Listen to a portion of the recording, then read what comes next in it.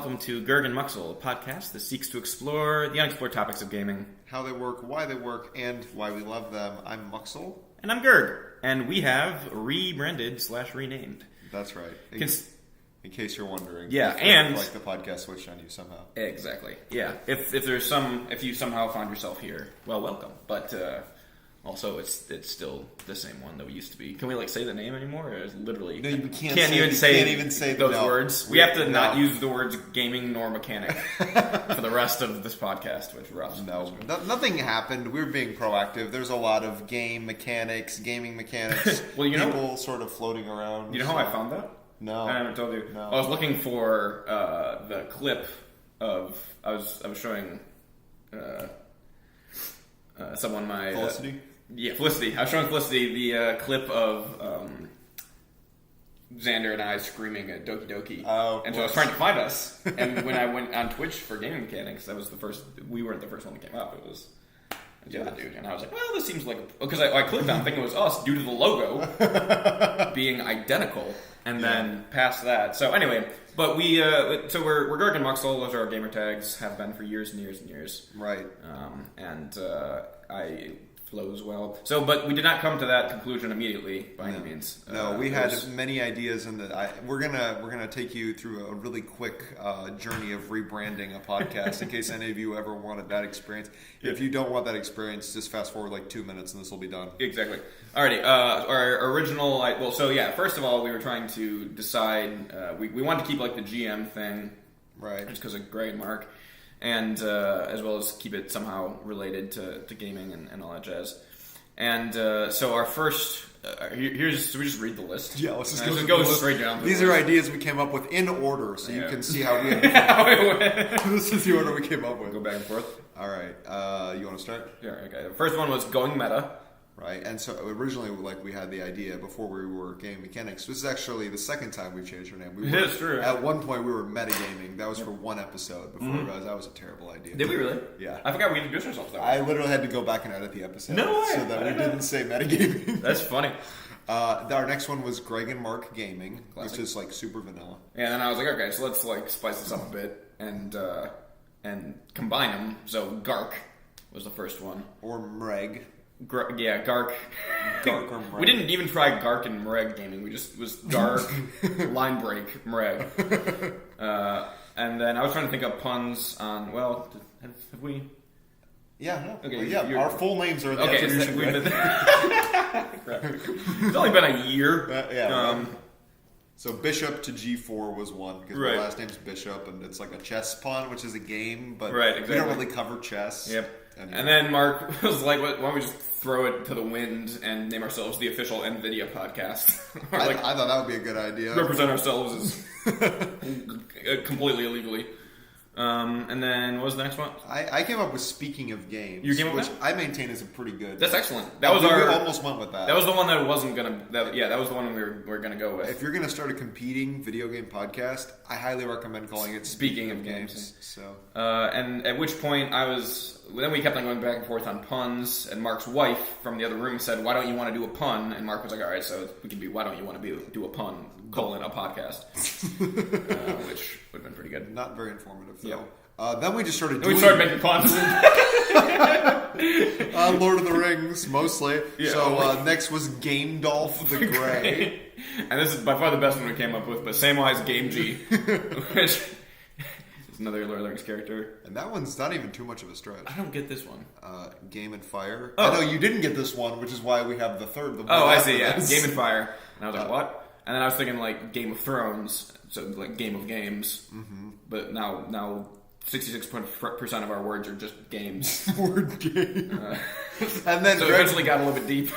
Greg finally figured out what I was going for with Game and Fire and said Ready Game Fire would have communicated the pun. Yes, yeah, that's so. Ready Game Fire. It would be better if we spelled game Gain. What? Well, then if we spelled it it's just your brain works differently. Because if you said that and I hadn't read it, actually maybe you did, and nobody would Google that, Greg. Yeah, well, nobody's gonna Google. Oh yeah, that's the whole purpose. GAIM fighter. Yeah, well, Gergen Muxel. Anyway. Well, hopefully they do. So it's GERG and NUXL. Yep. Anyway, hopefully people will be able to find it. So you should also notice that we are back from a long hiatus. Mark has a wife, as I previously mentioned. Oh shoot! Really? And well, she's not. And finally, we are back together living in the same room. Same state. Yeah, you can hear that echo. Woo! And this is wonderful. So Yeah. we're able to, interact a lot better when we're in person, and that's awesome. Yeah, super excited about that. Hopefully, you all will benefit from the increased energy and interactivity. And talking over each other, that does come. Well, it happened a lot more when we. That's actually a good point because there was like the slight lag. Right. Yeah. Lag or just people bad internet. Yeah, couldn't. Etc. There was no. Alrighty, so you want to intro what we're talking about? Yeah. So today we're going to talk about superhero and superhero games. This was motivated by a few things. The first and the most obvious being the new Spider-Man game, Yep. which everybody's talking about. We are not going to review that game, but we are going to use it as a chance to talk about superhero games in general. The other thing would just sort of be a cultural trend. I mean, superheroes are cool now, and they didn't used to be cool. And so I want to go back a few years to a time when superheroes were like really fringe, nerd, comic book nerd specifically sort of culture. Yeah. And there weren't a lot of video games that were made after these superheroes because they were like you were targeting a really niche demographic of people who love to read comics and like to play video games and like wanted to see their favorite superheroes in a video game. Which is fascinating because even back in before video game, well, that would be a little bit farther back probably even than superheroes, but you'd think there'd be some overlap between kind of like the nerd culture of superheroes and video gaming. Sure. But for some reason, if you go back and look at like older superhero games, one, there was not too many of them. Two, there's I think a big part of it too is technological. Just they're doing the things that you can do. There's a reason that Spider-Man 4 exists now, and it has, and we'll get into this, but all of the feeling like Spider-Man-ness that it can bring, which is obviously significant, judging by every review ever. The tech wouldn't have been there 20 years ago to have been able to do that, right? To be able to actually simulate some of these things in such a way that actually felt good, similar with a lot of superheroes. So for this podcast, we actually combed through footage of every Spider-Man game, and figured out what the swinging mechanics were actually like to just sort of see the way that the tech has advanced from modeling Spider-Man, which was interesting. Yeah, very much so. We might talk about that later. But yeah, the general trend of another thing that I'm doing with my girlfriend is we're going back and rewatching the entirety of the MCU, the Marvel Cinematic Universe, and it's really interesting to go back to 2008. So with 2008 had both Iron Man, the original Iron Man, as well as then that was the year The Dark Knight came out, and I feel like those two things really catapulted superheroes into the public consciousness. The Dark Knight being, hey, this is like something that it should be taken seriously and can obviously hold a lot of weight and drama and power. And Iron Man being just the beginning of the behemoth that we now know once every 4 months will gift us with a treat, and then we'll come back like a friggin' rat. So ask me how I feel about Marvel sometime. No, I'm not even that angry about it. But yeah, in time before that, there wouldn't have been nearly as much demand for a game of these characters, particularly in terms of like the superhero characters that were big, right? Like I was like a decently sized nerd in terms of not like physically, but I was husky as a child. Anyway, but what was I saying? Oh yeah, I knew very little about Captain America and Iron Man and Thor. And some of the more fringe DC characters before the mid 2000s, basically when that stuff started again. So no one would have known. Like they were like Spider-Man. I feel like the X-Men were like kind of like well known, and then Batman, Superman. Yeah, and that was pretty much it. Well, those are the options of superheroes that, if any, that had made it into the public consciousness that you'd be able to like make a game around. Yeah, no, I'm with you. I didn't know about a lot of those superheroes. I knew about like a few X-Men and Right. Superman and Batman. I love Batman growing up, but like if you think about, and I would have bought that game. I actually don't know why I never bought a Batman game. That's an interesting. That's the thing. There weren't that many good ones. No, there weren't. Maybe I just knew that they weren't any good. Yeah. And I also owned all Nintendo consoles, and they didn't tend to do cross platforms like that. Yep. Yeah, sure. In any case, the interesting thing with superhero games is that as big and huge, particularly as they are now, and with the kind of the open world and gaming movement having taken hold a while ago, there's a surprisingly small number of good superhero games out, even now. Yeah. And so when Spider-Man 4 dropped, and people, is Spider-Man 4? Or it's just Spider-Man for the PS4. Yeah, I guess it's called Spider-Man. Yeah. When Spider-Man dropped, and obviously it was so good, that it's good off its own merits, but it was also like notable for being like a good superhero game. And like that's still a thing. You have to say it's like one of the good superhero games. So I was thinking about why that is, especially with, in theory, a superhero narrative tends to be pretty simple. / also you get to play someone with incredible powers that all lines up into video games pretty well, and yet it's actually a pretty rare thing. So I think part of it was we were thinking about the open worldness that seems to be so necessary for games nowadays to be successful, and that it's very potential that superheroes actually don't lend them well, or it's very hard to do a open world superhero game. And yet that seems to be what people want. Right. Like and I mean that's one of the reasons the Arkham series has been so successful. It's been did superheroes in an open world, and I think there was a lot of demand for a game like that. Yeah. And yet it turns out that that's actually super hard to do and make it interesting. Yeah, very much so. So let's just kind of go into some of the games we're going to be focusing on in terms of, at least that we have some expertise in, having played / just literally going back over the past like 20 years in large part. I know we're going to get probably plenty of people that would disagree with us, but in large part these were kind of like the major open world superhero games like made a splash in large part. And one of these is more just because I played it and have decent expertise in it, but so the list is short. We have basically, so Spider-Man 2 that's back like 2003, which was the game based off the movie, actually, like the Sam Raimi movie, and that was actually very, very good, and that basically set the standard for open world video games. That being said, since then, not all the Spider-Man games have been nearly that good or well received. That's true. And then we got Incredible Hulk: Ultimate Destruction. I think that was also PS2 era, 2005, 2006 maybe. Yeah. I remember seeing that review on G4 actually on. Did it say it makes you feel like the Hulk? It did, yeah. It did. I'm sure. No, Morgan Freeman not Morgan Freeman. Morgan Webb and Adam. Frick. Do you remember that show? It was the no. X-Play. Okay. Remember that? No. Okay. Anyway, point is, Incredible Hulk: Ultimate Destruction was very highly regarded as a superhero game. And then the other ones, we have the Arkham series, basically, Arkham Asylum, Arkham City. I haven't played Arkham Knight still, it's a long story. And so I can't speak to that one, but I have absolute handle on the first two games. And then the Infamous series on the PlayStation, I think that was by Insomniac. Really? It might have been. It was either Insomniac or the guys that did... Sucker Punch. It was the guys that did Sly Cooper. Right. Okay, that makes sense. The Infamous series. And then Prototype has also been a very highly regarded game that was open world, that was basically a superhero game. Neither Mark nor I have played that one, but it did come up in pretty much every list of games that have done a superhero-esque kind of third-person action open world successfully. Yeah. So that's a short list. That's all we got there, actually. And now, obviously, Spider-Man here.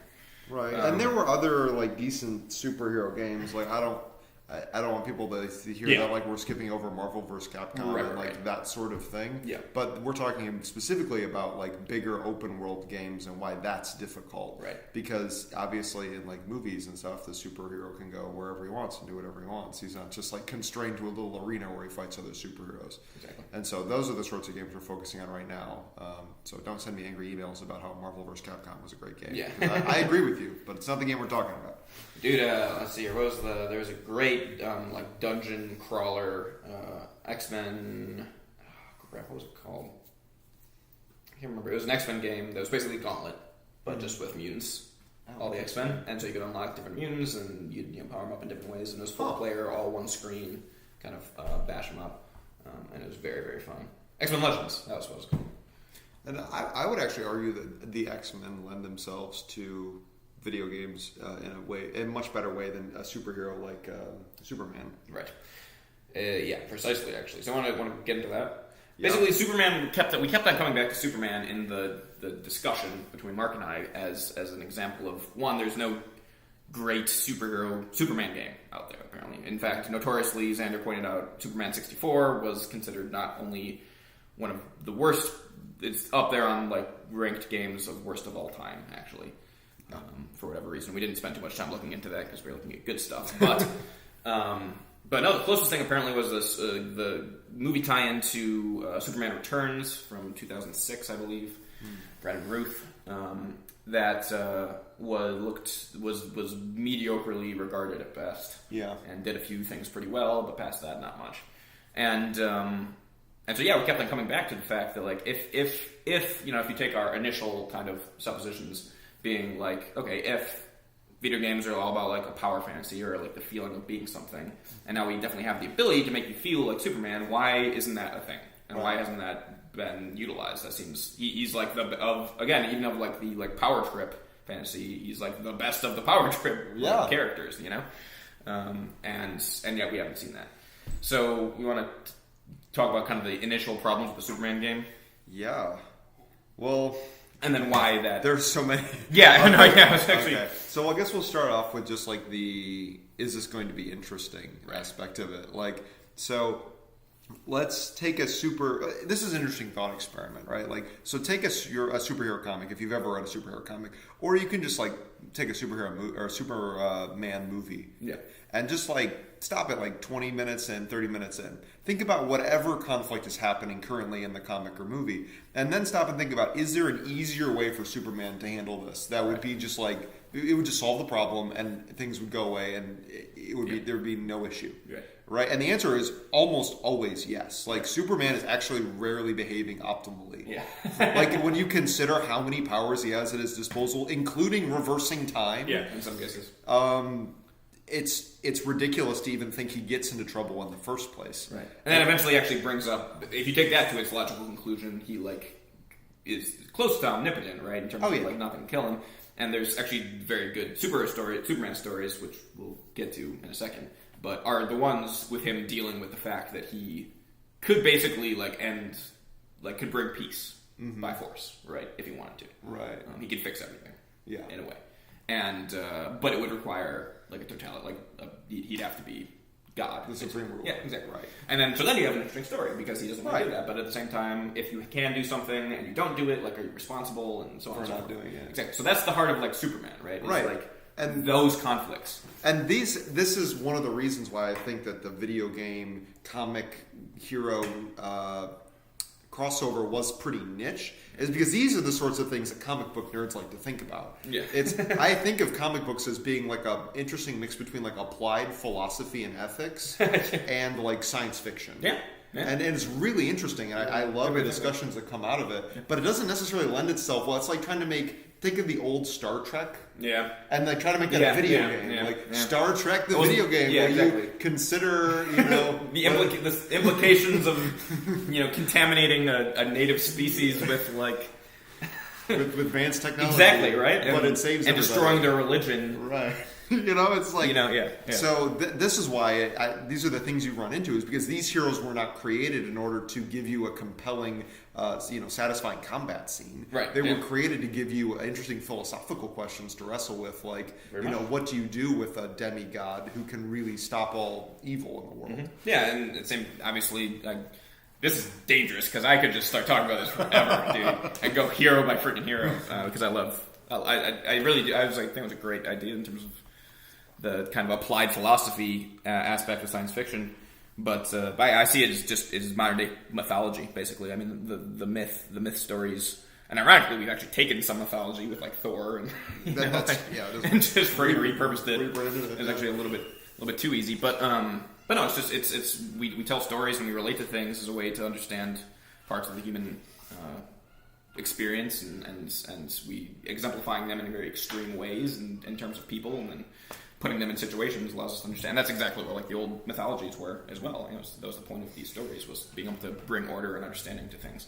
And so we've changed it. It's superheroes now. But in any case, Batman, obviously another great example of tons of like the whole point of The Dark Knight as a movie, right? Is like the ethics of how to best help something. Right. Like that's the reason that movie was so compelling for so many reasons. Was it was deeply unsettling and made you think, and did not have an easy, quick answer to it. Right. It left you in the dark. And so if that's the really key, similar to actually even in the early, this is part of the reason that I have less a fan with the current Marvel movies, because they trended away from this a little bit. But the original Spider-Man movies dealt with this very heavily in terms of just Peter's character and his ability to his willingness to step into places that were really difficult, and how much to do that, and how it was affecting his own life, that whole dynamic. Yeah. And then obviously the X-Men are like they were just invented for a metaphor for racial discrimination. That entire idea of having a genetically different group of people and then discriminating. That's the reason Ian McKellen took on the role of Magneto, right? Because he was one of the very first gay actors and saw a massive parallel in terms of this idea of these oppressed group of people and two different ideas in Professor X and Magneto of trying to figure out how to deal with oppression. Right. And it's all like those are all very, very important, difficult things, like personal responsibility for Peter, like systemic oppression of people groups and how to respond to that. And so, to bring us back to games, so how do you put all of that into a game, right? Well, and the thing is, like, when people think of a superhero game, what do you think of? You think of power fantasy, where you get to kill people really easily and beat them up and like do crazy Spidey acrobatics and swing from webs. Like, you don't think about interesting philosophical questions that you're wrestling with. Right. And so these games are always advertised as power fantasy sorts of games, more akin to like the early God of War games. Yeah. But the thing that actually made those characters interesting wasn't the power fantasy. Right. It was the ethical implications and the moral and the relational implications of what was taking place. Of people with extraordinary things. Right, and I think that game designers are slow to try and incorporate those into the games. Right, it would just be a very different... that's so like even Telltale... That's another thing in the news, right? Telltale, I don't know if you've seen this, but Telltale, the game company, been almost entirely shuttered. No, all the developers have been laid off. Yeah, it's a little bit of a scandal. I don't know any huge specifics, but it's shown up like 3 days in the past like 3 days on my feed. So anyway, the guys that did The Walking Dead, right? I guess I would just get comments. That's why people are so excited about a Batman game by them and the Batman series that they did, and because it was basically entirely story based, right? That's the same reason we haven't seen a great Walking Dead video game. Yeah, because what's the internet? That's you just becomes like Left 4 Dead at that point, and that's the better zombie game, right? Than Walking Dead game, unless you do a Telltale basically visual novel. So I totally agree, and that's totally that's a very difficult thing to. And we hinted on this, or we talked about this before, just in terms of kind of that fundamental difference between purity of purpose and message and kind of character of a game, with the difficulty of once that player puts the game in, it is out of the developer's hands and is now in the player's control. And games being an interactive medium in of themselves by necessity really does limit the ways they can do that. So it was it's actually an interesting quandary in terms of, like you said, it has kind of superheroes have the trappings of what might actually work really well for video games in terms of just mechanically what they can do, but the things that make heroes interesting, I think, and why people love them so much, actually is very hard to translate into a game. Yeah, because it's almost, when you talk about like the message versus the mechanics, like they're almost super concentrated message, and when you just make them mechanical, it feels weird and hollow. Yeah, very difficult.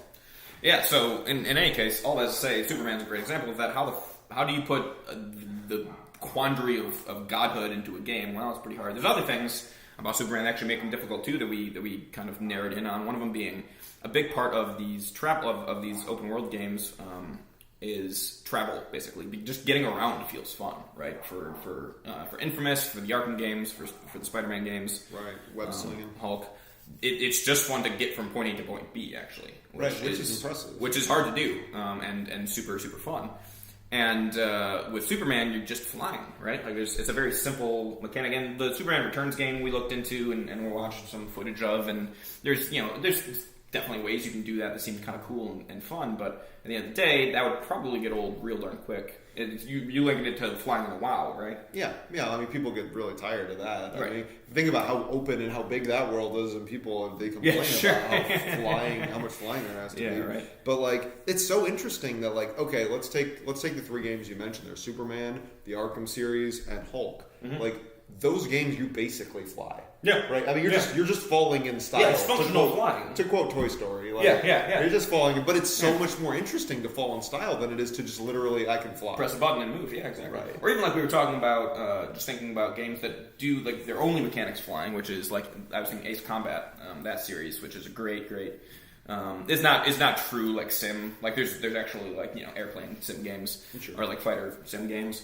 It's closer to arcade sim, but it's a little bit of both. But flying, obviously, there's a lot more to do in Ace Combat than just getting from point A to point B, right? It's about it's turning and pitch and yaw. Damn it! I knew it. So they go Y and sounded kind of folksy. Well, anyway, you don't have to do in a Superman game. You just point the camera where you're going and you like go that way, right? You don't have to like bank him to the left. Maybe that would be fun. I don't know.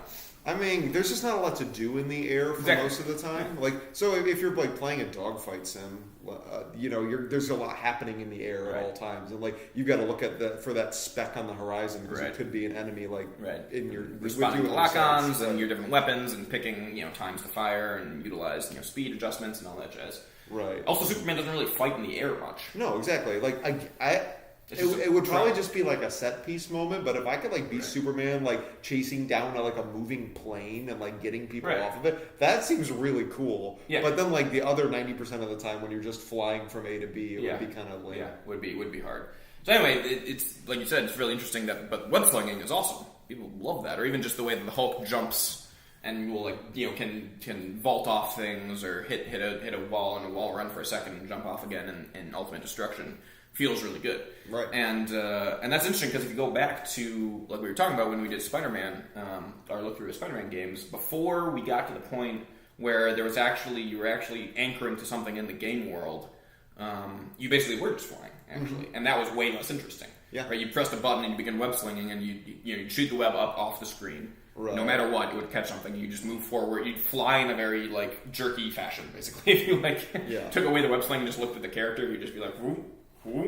Just kind of like inching along in the air. And obviously there's reasons that was true. But the second that it got super interesting was Spider-Man 2 that we were talking about, and where you actually had to have an anchor in the game world to begin utilizing your web. And suddenly travel became really fun and really engaging. Right, because you had to think about where you were aiming your web and how you could best navigate an area. You couldn't just assume that you'd go the direction you wanted to go. Yep.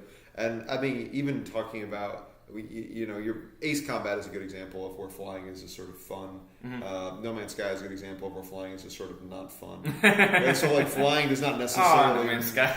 Sorry to bring it up. We should just have a day where we love on it. Like just do a No Man's Sky podcast where we just talk about all the good things. Well, maybe we'll stream it. It'll be like 2 minutes and then it'll be quick. But okay, so I think we play all of our podcasts backwards. It'll actually just sing the praise of Diablo 3 and No Man's Sky. So like here's the quandary with making movement in like a superhero game. Like you want to make it interactive, but you don't want to make it really like tiresome. Yeah, just like needlessly difficult. Right. Because like after all, Batman does have a lot of cool ways to get from A to B, and if you just make him walk on the ground, that's gonna suck. Don't do that. Yeah, you can do that technically in a lot of the Arkham games. Yeah, you can just walk around. It's very annoying, and you can jump and climb, and that's like it. But anyway, I think that mostly game developers have stayed away from that trap, but I think mostly by not making a Superman game too. Yeah, exactly. I mean, no, seriously, that's part of the way they've stayed away from it is there just haven't been that many superhero games. Right, that's the other one that we've been even another. I remember seeing just something on Reddit talking about how it was a mock-up of a HUD for an Iron Man game, basically, and how cool that would be, a big open world Iron Man game with today's technology, which also has not been done. Which is that's also an interesting one in that the only reason Iron Man's popular nowadays is because of the Marvel Cinematic Universe, right? Yeah. And since that has happened, there's been no Iron Man. Well, I mean, sure, there's been the movie tie-in games, maybe. I don't know if they tried that or not, but obviously they didn't make much of a splash. Past that, though, that character has not been. He became beloved in 2008, right? Mm-hmm. And since then, has still had 10 years worth of time and not had a game come out. So, yeah, that's pretty surprising. Which is insane, right? Right. And certainly in terms of travel, again, Iron Man flies. There's actually not a whole huge amount of interactivity that would be in terms of that, unless you really broke down like utilizing different, both his hands independently and like his feet, and that could be cool. I don't know. Point is, all that is to say, it seems to be this very, very. Because like with Batman travel in Arkham City at least is grapple glide based. Mm-hmm. So you have to lock onto points, right, and then you shoot your grapnel and you can either launch off it or stay there. Right. And then you can glide and you can dive. A lot of these games are momentum based too. So Spider-Man very much so in terms of flying through the city. Right. You lose momentum. You have to build it back up again, either by launching off of something or that was actually a problem in Spider-Man 2 was that if you lost your momentum web slinging, it was pretty hard. It took a while to get back to it. In the new one, you can kind of like press a button, you just launch off. Spider-Man just like puts a friggin' spring under him and just flies off, and then you can start web slinging again. But same thing with Hulk. He could just in Ultimate Destruction, he just had a I'm picturing like the like Acme like springs that like Wile E. Coyote would have used. He hits the button, it's like you just go flying. And then Infamous was super momentum based too, in terms of it was a lot of it was running and kind of parkouring. And then at one point you get the ability to basically anything that's electrical, you can slide electrical lines, like you can skate them basically, and the longer you stay on those, the more momentum you get out of that too. Yeah. So it was very much a momentum based thing. And that feels very dynamic, right? Yeah. Like you actually are doing something, you're building momentum or you're losing momentum. Yeah. You have to think about how you're going to chain things together in order to get a lot of momentum. Yeah, very much so. And in terms of movement, there does seem to be a theme coming out of this discussion too, of like it's a lot of it centers around air superiority. Yeah. Right? Like, so in Ace Combat, like, you're fighting for air superiority, so it's still interesting. Yeah. But, like, if you're a superhero that can fly and all your enemies are sort of, like, bound to be on the ground, like, you just immediately have air superiority, and the combat becomes less interesting. Yeah, that's interesting. I was just thinking, because... And if any of you don't know what air superiority is, go to an air show and watch a jet fly around. Yeah, and just feel, Then you'll know what air superiority is. Just be self-aware sometime when you watch a flyover and think what you look like to them. Yeah. And that should answer the question. But no, that's a great point in that, like, there's no, in almost any of these games, I remember actually, so the original Spider-Man PS2 game that was before it was still, they were doing the web slinging and just like kind of passive web slinging game. I played a lot of that one, I loved it. It was still good in its own way, but that game actually had... There's very little aerial combat in superhero games, too. Yeah, like exactly. even in the ones we mentioned, there's very little to do in the air because it's very that's interesting. Why is that? Well, even in the Hulk, right? Like a lot of your enemies are helicopters. Right? They're in the air, which is interesting. Yeah, because that way they're mobile enough to keep up. To be able to keep up. Yeah, that's a good point. And that was another thing we were talking about. Just another potential barrier to entry for games is in large part. Being able to force you into conflict, being able to force you into doing things, particularly in combat, if you at any point can just hit a button and fly away from a combat that you're losing, that kind of brings down partially the level of intensity of the combat. Now, that being said, that works all right in the Arkham games in terms of if you get into some combat that's too intensive, you can grapple out of it. You've lost all. You get taunted, right? It's pretty great. But and then you can go around and do other stuff. But the key difference there being that in large part, anytime you're doing something the game wants you to do, and the Arkham games are barely open. I mean, open world's a strong term even for them. I mean, they're big, but it's not. When you say open world, it's that you think more like Red Dead or GTA or something like that, and it's not that. So even Arkham had to, basically anytime they wanted you to fight something or do something, you were indoors. Right. That's the way to do it. But the new Spider-Man's similar. I've gotten to see a decent amount of that. In terms of, if you're just going to be web-slinging around the city, stopping crimes and stuff, then it's fine. If you fail, you can leave and whatever. Right. But in terms of actually forcing you to engage with something, all that has to be done indoors, because if you have a movement system that can literally move you across a city, and which is designed to do, then suddenly you just can't. I mean, movement's so important in video game combat. So you have to have some limit on that to not just make you completely overpowered, right? Right. So in terms of, and then even past that, right, you need boundaries. Was another issue we talked about, right? Like of the world itself. If you can move super far, then like how do you stop this super mobile character that's in your game? Right. And it turns out a lot of the ways is with water. Yep, that's the easy one. That's the really easy one. Yeah, web swinging across water. I mean, Arkham. The Arkham games were easy in terms of you're literally in a prison. Like Batman goes into a prison. Both of them being indoors. Yep.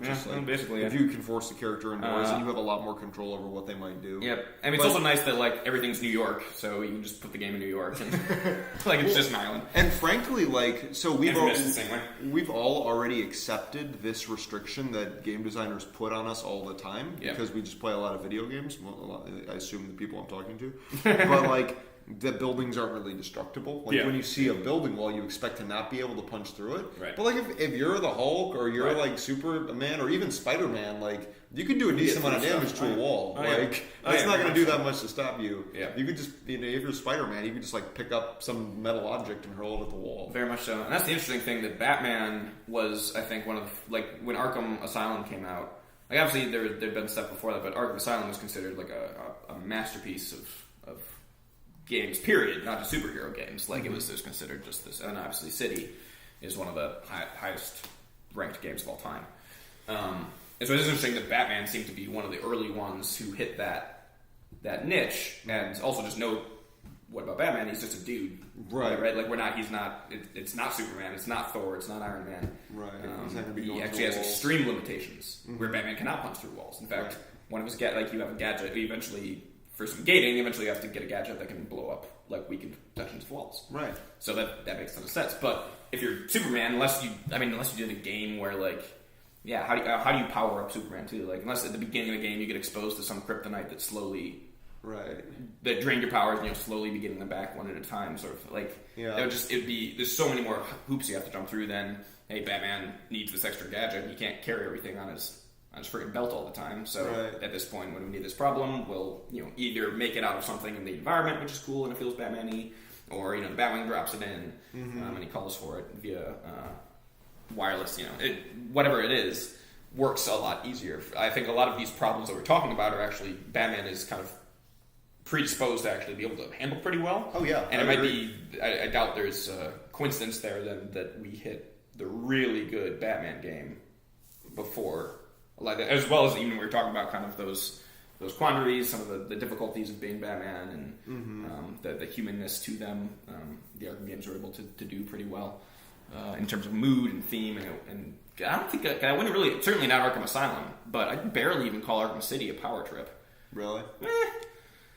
I mean, certainly towards the end, but no, you have to be careful about the engagements you take. It's not just a they managed to. You can't just run. I mean, like I said, towards the end with kind of like everything unlocked, and once you've gotten good enough at the game and the systems, you can do that. But so one of the things I want to just emphasize is that developers have to, because they have such powerful characters that you're playing as. They have to exercise a lot of contextual control over what's happening. Yeah. Right? They put you inside. They are, one of the other ways. So like they control your environment. They control, what buildings you're around and whether or not you can escape and how much time you have to get to the enemy or whatever. But one of the other ways that they exercise control is by they exercise sort of moral control by surrounding you with bad people. Yep. Like the Arkham games are a great example. You're just surrounded by bad people. You don't have to decide. And even in superhero games where you have some good people, you basically can't interact with them other than to save them. Yeah. Like they're only objects of your benevolence. You Yeah. can't like just walk up to a civilian and punch them in the face Right. and kill them. It's not Spider-Man is not actually Spider-Man GTA, right? It's Right. There's when we say open world, there's actually is a lot of, by even open world standards, there's a lot of locks in terms of there's you don't actually have nearly as much freedom as you could have in a lot of other areas, and that's exactly because of what you're saying, which is you have pre-existing characters that have really, really, really powerful people have really powerful feelings about them, and actually have a very limited scope of things that they can do. And they have to stand for something, right? Yep. We talked about them being so much message. Like Yeah. to preserve Yeah. that, you have to exercise a lot of control over what they are actually allowed to do. No, that's great. Which flies completely in the face with open world games, right? Where the whole point is to not exercise a lot of control over what the character can do. Yeah, exactly. No, precisely. And interestingly enough, when we were talking about this, I mean, so yeah, again, like for Batman, that was an easy one where you're literally just in a prison with prisoners and psychopaths. Like, so anyone you see, you can punch. Right. Like, there's no choice here.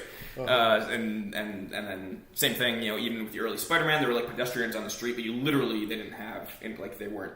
There was no hitbox there. You could just go through them. Yeah. Well, no, you'd go around them, but you couldn't do anything to them. Now, the one game on that list that was not like that, and which is also notable for maybe Infamous even. Yeah, that was. It would have been worse if you'd seen my shit-eating grin that I flew at the camera when I did that. But no, Infamous was notable for part of its idea was, in fact, some morality to it, and we've touched on this and the difficulty of morality in video games. But it was entirely it's basically a superhero game in terms of you have electrical powers and all kinds of different cool things you can do with them. And part of the point of it was that anything you do in the overworld, there are certainly missions and choices you can make in the mission that will give you good or bad points. But in the overworld, the way you engage enemies, the certain attacks you use, certainly the way you treat civilians and wounded people, all will affect your rating as well, all in real time. And that game actually did succeed to an extent, giving you, because Cole isn't the main character, it was a brand new creation. It did actually give you the ability to play him pretty much anywhere you wanted, and it actually, Infamous, despite having the first one was like 2010 maybe, 2011. Now, yes, like 11 or 12, but a while ago. Despite having far more limited options technologically back then, Infamous feels you have a lot. When you're in the city, you have pretty much absolute freedom to do whatever you want, right, in a way that you certainly do not have in the other games that we've been talking about. And that's an interesting. Now, the other thing that I think was notable about Infamous was that in the times where you don't get to choose, so Infamous has a story, right? And there's things that you don't get to choose about what Cole does, and cutscenes and all that jazz. And step by step, you need to have a goal, and you need to have an enemy, and you have to. And basically, spoilers-ish, not really. It's a revenge story, right? It's a mano-a-mano thing, basically. He's trying to figure out what's going on, who this guy is that's tormenting him. And so, in that way, there's actually a lot of different ways you can do that story, too, morally. It can be this avatar of destruction that one destroys everything, or is out for justice and is going to be careful about it and going to do it all the right way and still gonna win. Right. And but there's not many stories that they could have done that way and still had you play Cole in either direction and had it work narratively. Right. There's a second Infamous, and that's it. Yeah. There's just not too many stories that you can tell that way and still be. I mean, you could do it poorly, but Infamous was also felt it was a very satisfying story as well. It did that very well, and everything felt, regardless of how you played Cole or which direction, it felt interiorly sound too. So that's the only one. Or Prototype being another good example, right? Prototype's also not a pre-existing character, right? It's far more an anti-hero as far as I can tell. I haven't played it, full disclosure, but you have a lot more options of things you can do in the way to interact with the world than you can as a superhero. Because of just the weight that those characters hold. And it's almost interesting to consider why we would call those superhero games, right? Because you're almost straying into the territory of is Sonic a superhero? Right? Is Mario a superhero? Yeah. But and I don't really want to get into that right now. But just I think the only problem with doing something like that is you almost aren't really you're not borrowing from existing superhero IP, which is one of the most appealing things about making a superhero game Right. is like you get the fan base, especially now that there are such big fan bases. Well, that's the other crazy thing that goes into it too, is that just even just in terms of the market demand, it's minus like Star Wars. Like, the easiest thing to freaking put on your game is a beloved superhero face. And people will just buy the game. Right. And yet that still doesn't happen all the time. No, it's a lot harder than that. It really speaks to how difficult this is, because otherwise, we would just have every Marvel movie would have a corresponding video game. Right, exactly. But that clearly doesn't I don't even think that happened. I mean, they tried that, right, in the mid-late 2000s and stuff. But I'm sure they don't do that anymore. And so on and so forth. So, or just every genre of game would have like a superhero equivalent, where like it's the superhero doing that genre, right? Yeah. And yet that's definitely not the case. So that's, I don't know. It seems like it's a far more intricate problem than just, hey, it's hard to, like, we don't have the tech, right? Like I said, even that Iron, like the idea of doing an Iron Man game sounds so cool to so many people, and we definitely obviously have the tech to do that.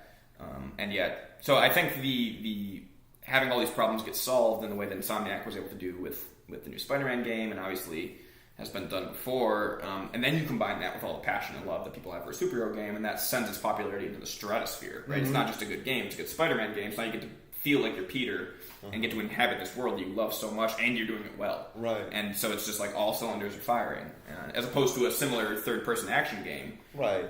That would say, yes, literally, if you remade the Spider-Man game, and obviously it would be pretty clear because Spider-Man, the web sling mechanic's pretty unique. Okay, that's you say it feels like Spider-Man, but if you're able to do like one of the Arkham games, crap. Now you can do an Arkham game without it being Batman, basically, in terms of like the combat system and all that. It's the other thing is that the combat in Spider-Man and Arkham, two examples out of the four we've talked about, are actually really darn similar. Mm-hmm. Like the Spider-Man combat's basically Arkham combat in the air. You juggle someone up in the air, and then you only have two buttons. I mean.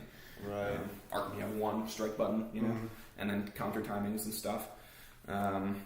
Spider-Man also helps having gadgets in terms of upgrade, just the upgrade path. That helps a lot too in terms of. Well, that was one of the things I was thinking about as we've been going through this discussion. Is like, for Batman, it seems pretty clear, but in general, for superheroes, like, what does it mean for a superhero to develop? Yeah, right. Like, a lot of times, the development that happens is like how do you give it progression? Is internal. Yeah, right. Yeah, exactly. And the recent movies have done a great job showing Spider-Man going from like being this like kind of insecure teenager to like an actual like badass superhero. Right. But like none of that has anything to do with his powers. Yeah, that's a good point. Yeah, I mean, there's the classic trope of like removing the superhero's powers for a second. You see what kind of a person they are there, right? And then other than that, kind of gimmicky, right? Exactly. But other than that, like superheroes very rarely get a new, even across movies, right? Like Captain America doesn't have any more powers now, right? At the end of Infinity War than he did in the first Avenger, right? You know, Iron Man has new suits, but they literally I'll do this. Like, I don't think he's done anything unique, fundamentally with a new suit other than the way it puts on. Right. As opposed to what the suit can do. Like, he still flies and, like, blasts things and has weapons attached to it. Right. And, they definitely don't make a big deal out of, like, now he has the, like, incinerator ray. Yeah, exactly. No, that's a really good point. And so, like, development and growth is such a, at least for a large section of gamers, is a really important part of the experience. Yeah. It's why leveling up is such a common trope in games. And, like, there are other ways to do that, but it's hard to apply any of them to superheroes. Yeah. Because, again, the growth that happens is either, like, sort of philosophical or just sort of internal. And they are so well defined, right? If you're playing this, Spider-Man, like I said, has a decent one, but say you're playing, like, Thor or whatever, and suddenly you unlock the ability for him to, like, control plants. And you're like, that seems wrong. That's like, not Thor. Yeah, exactly. Right. And you can say that. As opposed to if it was just another act, like it was Kratos, and he got some plant-based ability, which would, sure there'd be some metal cool way to do that in God of War. Plants sound kind of lame. You can make plants you can speak to corn. Then that you'd be like, oh, okay, fine, why not? Sure. Yeah, exactly. But yeah, they are really. First thing you see on a Wikipedia page for characters, their power section, and they have to be well defined. And people love that stuff. Like exactly. Knowing what the limits of those characters. Yeah. So you can't mess with them, and then because they're beloved characters. Mm-hmm. And I think that interactivity that there's a we've talked about that scale basically of player freedom versus developmental control. And there is, I think, for the games that did it well in terms of the Arkham games and Spider-Man and Infamous, there's a really, really narrow middle ground there that you have to walk. where it can't be too far on either end because you're so constrained by decades and decades of storytelling for this character. This character has to be, but at the same time, yeah, you're playing this game instead of watching Spider-Man. Right. So there's got to be some reason that you're doing this. And yeah, that's a very hard thing to figure out. Like I said, it was so fun to think about the Arkham games and how they cheated by just putting you in prison. Yeah.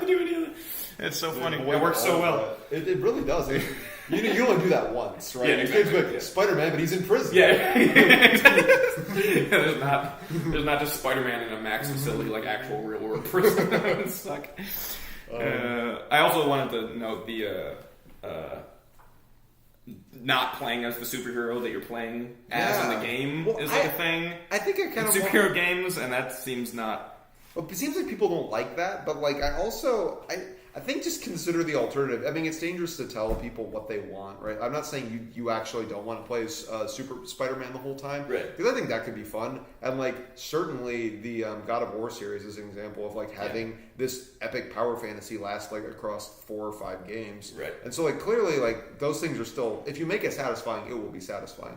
But like appreciate that the developers are trying to put some dynamism into their game. Where, you know, where you can't always be like an amazing, awesome badass, and so like they try to tone it down occasionally. Yeah. And so I get what they're trying to do. I don't know, like maybe they should just leave well enough alone and have you be an awesome combat genius. Right, just kind of throw in the towel in terms of that ability. I mean, it also makes sense in terms of the ramping of the game too, and feeling there's the danger of if you are just entirely immersed as one thing for the entire time and have no kind of limits to it, then you begin to lose perspective of how cool that is. Exactly. Go play as Mary Jane for a mission, and then you're back as Peter, and you're like, oh my god, this is so cool. Yeah, I can fly from... And it's a free refreshing of that feeling you got when you first turned on the game. Right, and so like that sort of letdown is a prerequisite to like having the like, I'm Spider-Man again moment. Exactly.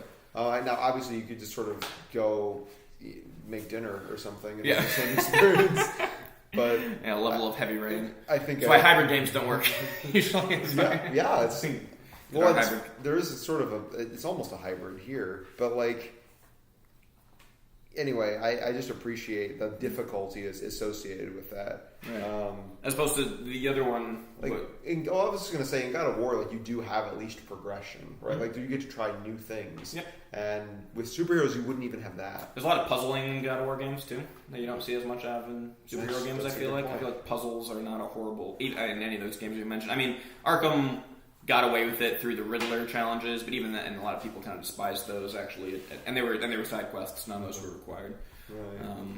Well, that's the thing about Infamous didn't have any puzzles. Spider-Man 2, I don't think was heavy on their puzzle. I have seen no Spider-Man, 2018 puzzles.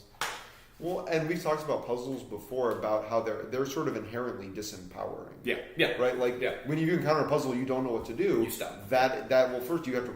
That you engage your mind, but exactly. Like you also are like you've taken out of the power fantasy because now you have to figure out what you're supposed to do, and you don't know immediately, and so like that doesn't feel like I'm a powerful, unstoppable badass. That feels like okay, I have a lot of options here. What do I do? Right, and then there's that again gets that back into that level of a puzzle should have multiple ways that you can go about doing something to achieve it. Not even just to achieve it, but to try different things, and then a lot of them fail, and maybe there's only one way to do it. But the more ways you have to open up ways to solve that problem, then again you jut into that little area of too much player. Like Spider-Man wouldn't do that to solve that problem. Right. Or he wouldn't do that to solve this puzzle. And then you're back to, okay, so there's like 3 things that he would do for it. Right. And that's not a puzzle. It's never entertaining. Right, exactly. Or it's not really a puzzle. Right, it's just sort of like busy work. Yeah, exactly. Like, now you have to mash square because Spider-Man is strong. And honestly, I feel like a big part of the, I remember this in Spider-Man 2 when I played it way back when, and certainly in Arkham City is one of the most fun things, is just being out and about in the world and stopping like random crimes and side missions come up, and the Arkham, I just love that game so much. But there's so many cool, you'll hear a gunshot, right, and you'll find out someone just got assassinated, and then you have a new side quest opened up where you have to find dead shots in the city, right? He's assassinating people, and you have to do ballistic, forensic evidence to trace back where he's at, and then when you figure that out, then you have to wait until until he kills again, then you have to go there, and so on. Or there's I can just talk about the whole thing, but there's tons of things that happen in the world that you can choose to engage with or not. And Spider-Man is similar in terms of like random street crime. I was watching 2018 where there will be all kinds of different there'll be a robbery in progress over here. Or there'll be like a car chase one that you have to do, or something basically is a time trial. Get to a place before this X thing happens, and that's such an easy thing to do in a city, basically, right? Like there's always so much going on. Exactly. So and that's like true if there's any open world. That's like Assassin's Creed, right? I mean, that's like why one of the reasons superheroes are set in cities. I think a lot. Exactly. Being in a population center just gives you so much ammo. Yeah, exactly. So in any case, it's more like it's interesting because you can't do the full. It's certainly not the Witcher open world or Red Dead where you have this a lot of things that happen in different places, but it's more about world exploration. Right, yeah, that's always a problem with the superhero side of it. Unless you were able to do some and maybe there is some level of tech that Superman just couldn't. Like if you have like an actual, to an extent, I don't know. Yeah, this just sounds ludicrous. Like if you had if somehow you could map the world, you could go anywhere in the world as Superman. Right, that would be insane. Right, I mean, obviously that's too much content to even conceptualize right now. Right, but that's No Man's Sky. So we try to do that with No Man's Sky. And we're back. Exactly.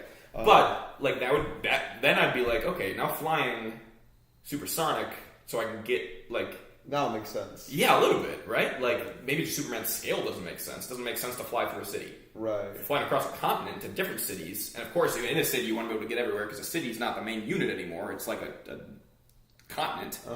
Then yeah, that makes more sense. Yeah. And say there's instead of it's just a scale thing, right? Now you have like a burglary or like a crisis in Houston. I was going to say, I don't know if he's going to be dealing with burglary. Yeah, sure. Yeah, right. Yeah. There are 3,000 burglaries there's a guy, in progress. 800 million people jaywalking at a given time. So he's like, Exactly. Overwhelmed. But you have to get over to Houston and then over to Russia. That'd be cool. I agree. That'd be really exciting. Pretty satisfying if the environment actually changed. Exactly, if you're able to do something through that. Or anyway, all that is to say, there might be a level of the scale of a superhero's powers dictate how we can do it. So Batman, we're able to do semi-early. He was created to protect a city, right? He protects Gotham. He fights 10 people at a time, right? Tops. Superman was created to protect the universe, right? Exactly, yeah, right. Or an Interstellar Superman game. How would that feel? That would be pretty great. That's just No Man's Sky. God, we keep on coming back to that.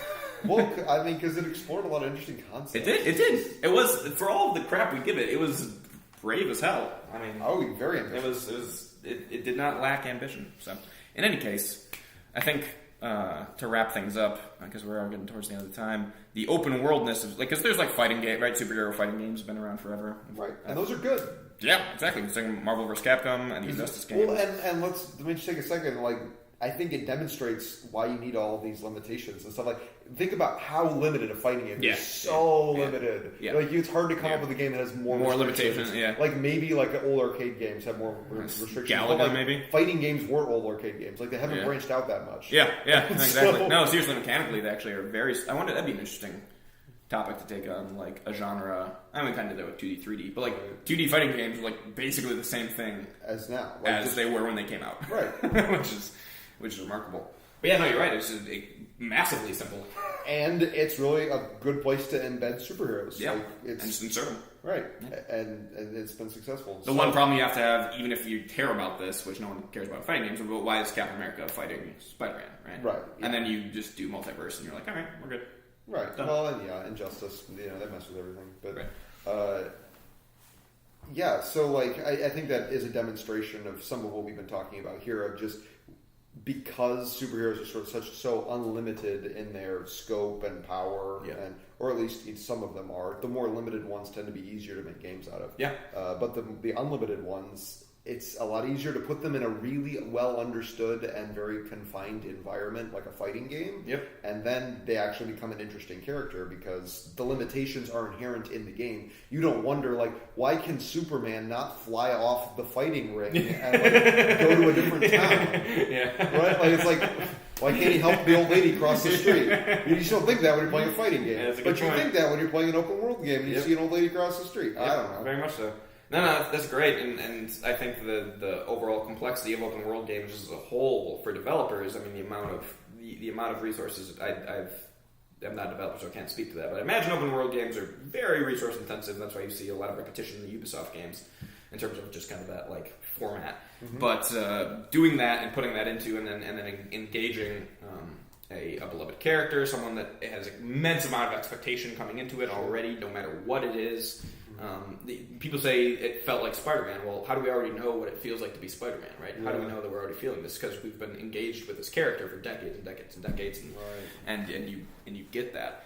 But that's, I think there's a deeper philosophical question of like, do heroes exist for us to aspire to them though, sure, and not to actually be them? Yeah, and actually, would being them not actually be great? Yeah, no, that's exactly the point of Superman, right? Is like he's a symbol, he's something to walk towards, he's something to. Right, to encourage humanity in, as opposed to. But if you ever attained that, you would be completely overwhelmed with like, what that means ethically. Yeah, I mean, that just gets down to like being human and like what that means and our capacity to like change the world as we are, as opposed to needing powers to do it. So, moral of the story: we are Superman. Yeah. When everyone is Superman, no one will be.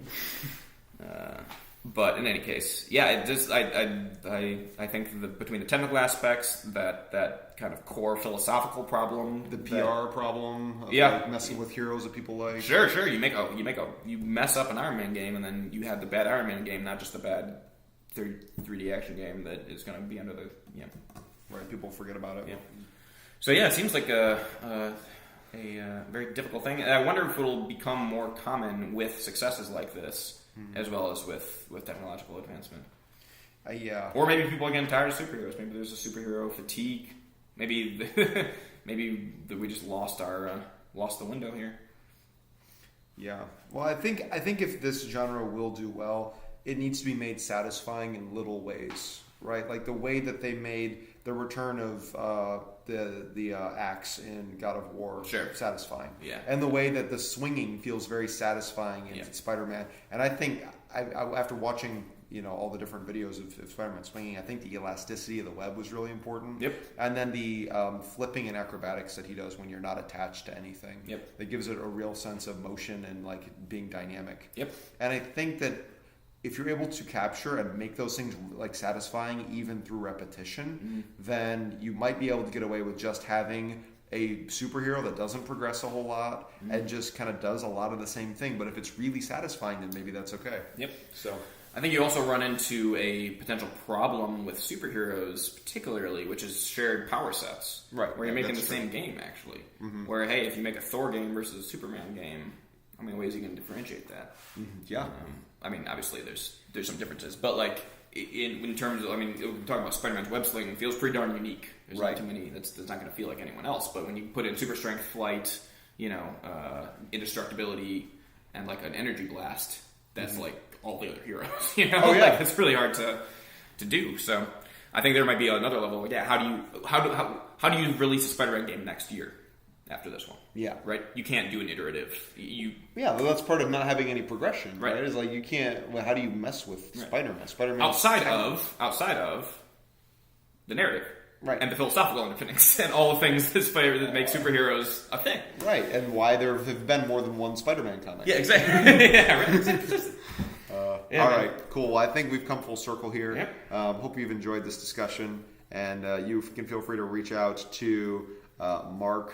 Or sorry, no. You know what? We'll say Muxel at Gergen Muxel, and then Gergen, or gergenmuxel.com, and we will be happy to respond to those emails. We will relink those. Yes. Yes. We'll talk to you soon. All right. Bye, guys. Bye.